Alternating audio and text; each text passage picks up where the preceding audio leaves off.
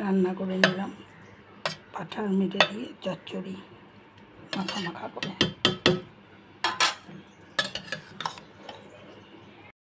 Good morning বন্ধুরা, mummy day out চ্যানেলে সবাইকে স্বাগতম। আশা করি সকলেই ভালো আছো। আমি চলে এসেছি রান্নাঘরে। আমি এখন বাপের বাড়িতে আছি, তাই এখানে আজকে আমি যে রেসিপিটা করব সেটাই তোমাদের সাথে শেয়ার করব। এই যে আমি করবো মেটে চচ্চড়ি। এখানে প্রায় 300 গ্রামের উপরে 350 মতো মেটে আমি নিয়ে নিয়েছি। আর নিয়ে নিয়েছি পেঁয়াজ কুচি, আদা, রসুন, আর এটা আমি মিক্সিতে পেস্ট করে নেব। আধা পেঁয়াজ আমি নিয়ে নিয়েছি, পেস্ট করে নেব। নিয়ে নিয়েছি কাঁচা লঙ্কা। খুব গরম পড়েছে তাই শুকনো লঙ্কা দেব না, আমি কাঁচা লঙ্কা দিয়ে করব। আমি এখন এটা মিক্সিতে পেস্ট করে নেব।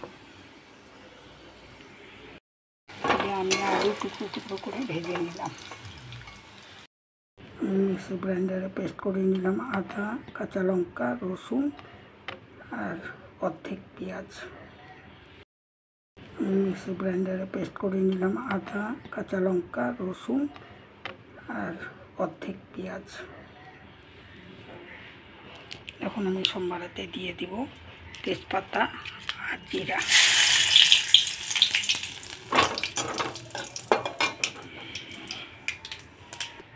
দিয়ে দিচ্ছি পেঁয়াজ কুচি।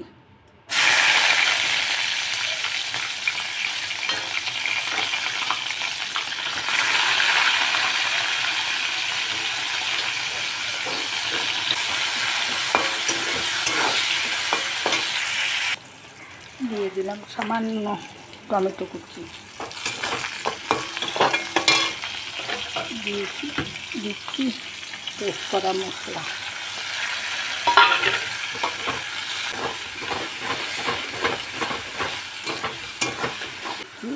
মশলা ধোয়া জল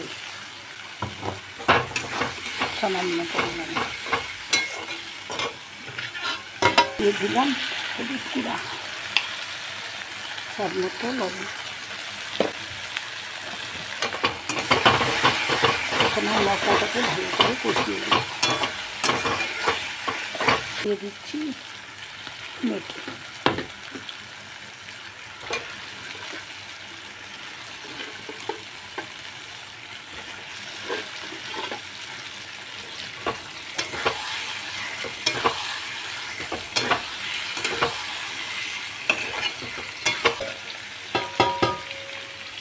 মিনিটের জন্য ভেজে দিলাম।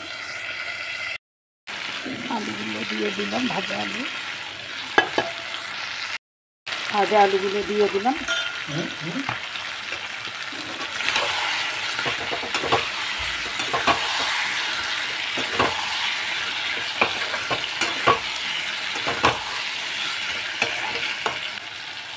সামান্য জল দিয়ে দিলাম। ঢেকে দিচ্ছি 10 মিনিটের জন্য। 10 মিনিট পর ঢাকনা খুলে দিচ্ছি।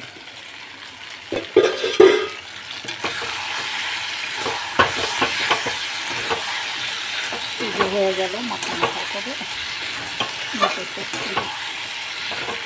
ভিডিওটা আজ এই পর্যন্তই। যদি আমার রান্নাটা ভালো লেগে থাকে, ভিডিওটা যদি ভালো লাগে অবশ্যই একটা লাইক, কমেন্ট আর একটা সাবস্ক্রাইব করে দিও, আর শেয়ার করতেও ভুলো না। তাহলে সবাই ভালো থাকো, সুস্থ থাকো, আর আমার ভিডিওটাকে সবাই অবশ্যই নো স্কিপ করে দেখে নিও। Tata, bye bye.